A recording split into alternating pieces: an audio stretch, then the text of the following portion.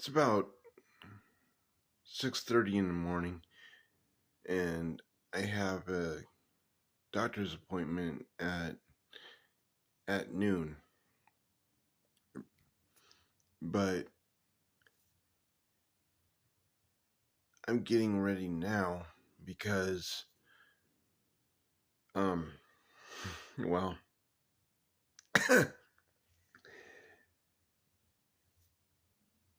I deal with non-24.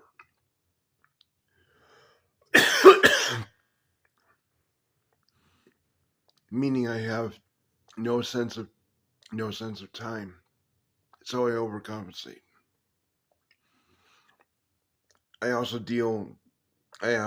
have to deal with what I call drift.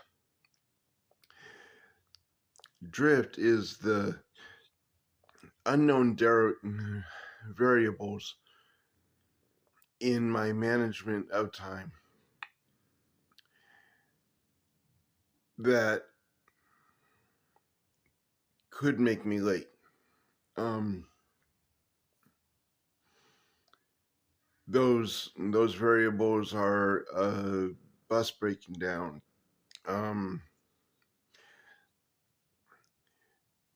something happening along the way from the bus stop or from the house to the bus stop. How many transfers do I have? How many buses do I have to deal with? What I'm getting at is there is no excuse for being late to anything. But we have a generation behind me that happens to just not take responsibility for being on time. That's why I'm making this video. It is very important that the next generation actually learns that they are accountable. I mean, yesterday I fired somebody for being 30 minutes late because he was 30 minutes late 6 times in a row. We have to hold people accountable. The left is saying that that scheduling, that time management is racist. Yeah, that's because they don't want to be responsible. This is one of the drifts that I'm talking about. According to Google Maps, there is no public transportation that gets me anywhere close to the doctor's office that I need to go. Meaning I need to walk. That adds another 30 minutes to my travel. If I don't prep ahead of time, of course I'm going to be late. There is no excuse for being late, ever. I'm blind. Why is it that the generation behind me seems to think that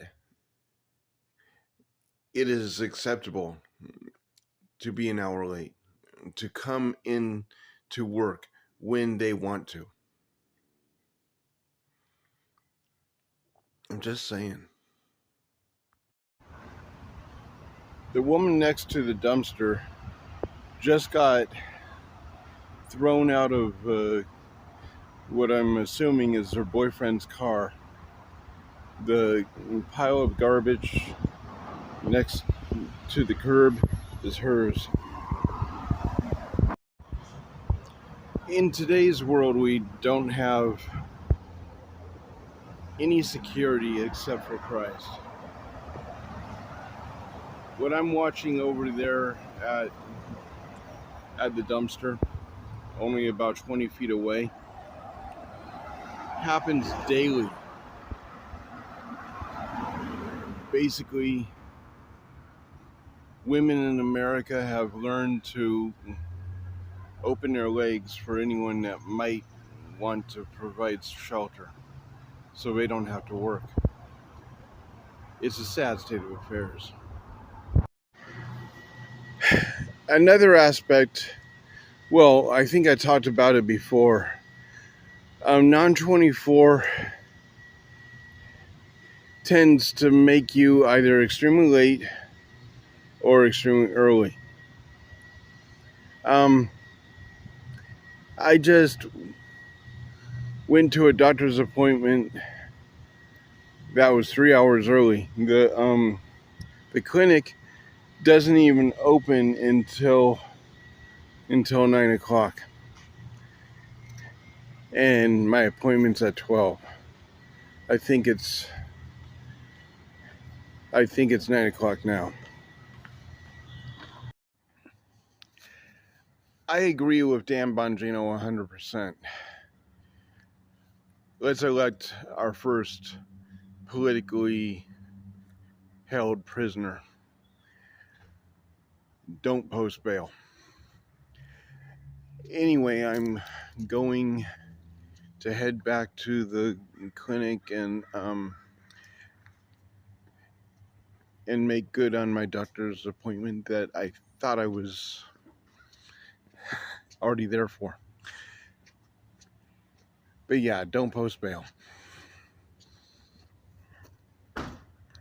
It is imperative that we make sure that these power-hungry simpletons do not have a victory ever again. I'm not inclined to keep political prisoners.